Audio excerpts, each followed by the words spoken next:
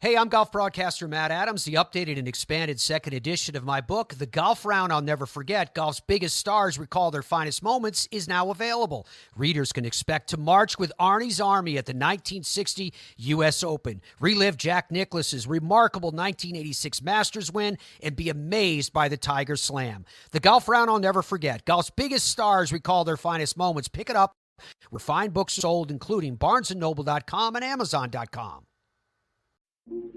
This day in sports history. Happy Leap Day. You know, when I first realized that this was a leap year and I would need to find some sports stories to talk about on this day, I didn't figure I'd find that much, but I was surprised. More happened on this day than I had imagined, like on February 29, 1976, in the only NASCAR race run on a leap day.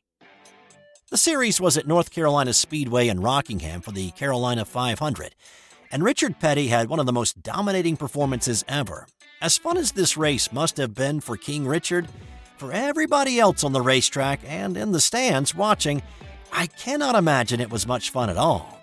Petty led 362 laps on the mile track, and he lapped the field not once, but twice.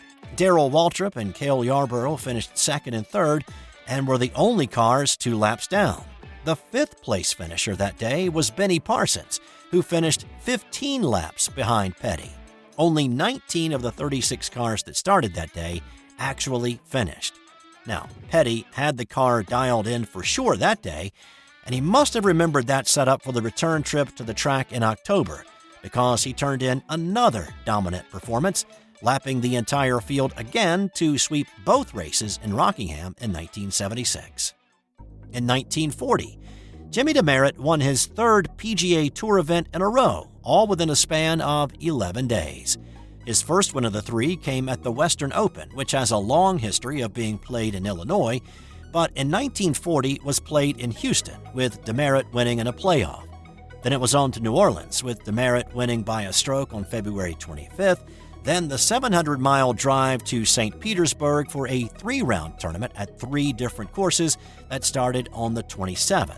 He finished the tournament at 2 under par, winning by a shot over Byron Nelson on the 29th for a spectacular run of wins in less than 2 weeks.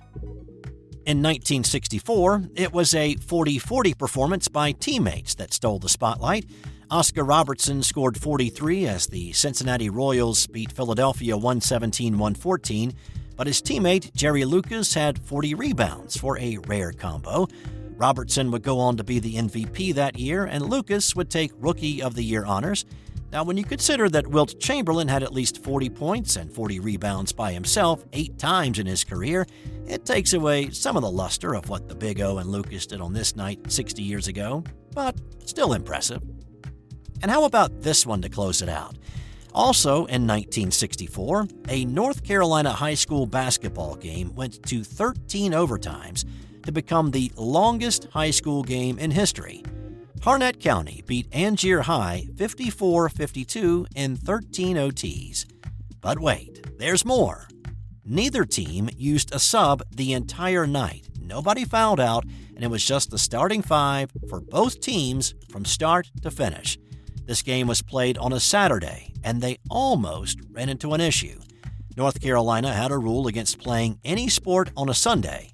Fortunately, the game ended a few minutes before midnight, avoiding the stoppage of the game and continuation on another day. That's all for today.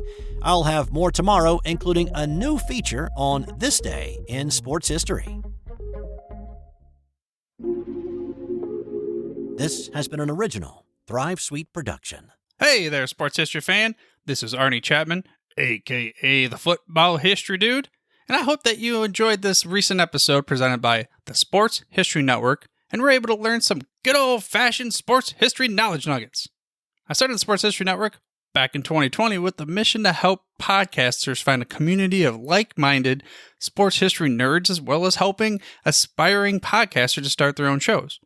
We have a little bit over 30 shows on the network right now covering all sorts of sports history, but as far as I'm concerned, we're just at the toothpick in the ocean moment, that can't even figure it out because there's so much more coming. We wanted to create the ultimate headquarters for sports yesteryear. starting with Podcast Network and our website, but we're going to continue to move into other mediums as well. And here's the cool part, because we want you to be part of our team. So if you're interested in starting your own podcast, or maybe being a guest on one of our shows, or who knows, maybe even writing an article for us over on the website. Seriously, all you gotta do is reach out to us on the contact page over at sportshistorynetwork.com. You can be as technologically savvy as a Neanderthal tapping on a stone trying to figure out this whole hieroglyphics thing back in the day. Again, it doesn't matter, because even if you don't understand the whole podcast space, we have a production team that can pretty much help you out with doing everything. All you gotta do, head over to sportshistorynetwork.com, head to the contact page, fill it out. That message goes right to me, and I'll reach out to you as soon as I can. But for now, dude, I'm through if you're through.